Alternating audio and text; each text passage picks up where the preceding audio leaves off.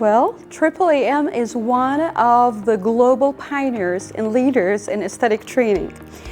We have taught over 300 courses in 30 different countries.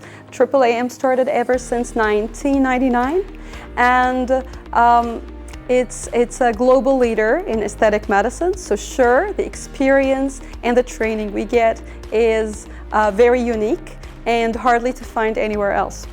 Well, I'm very passionate about teaching aesthetic medicine, and I'm so proud to join AAAM as the leader in aesthetic training worldwide.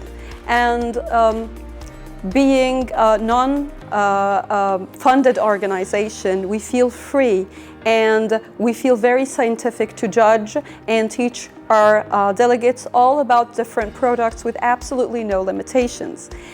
So I'm so happy to share all my knowledge among one of the best trainers worldwide from our faculties. It's been an honor and a pleasure to be among AAAM faculties. Well, being the global leaders of aesthetic training allow us to share wonderful experience with all our delegates. Our faculties, they come from different countries all over the world, so we share different ethnic backgrounds and different experiences. Also, what's really unique about AAAM is having extensive hands-on training that you hardly would see it anywhere else.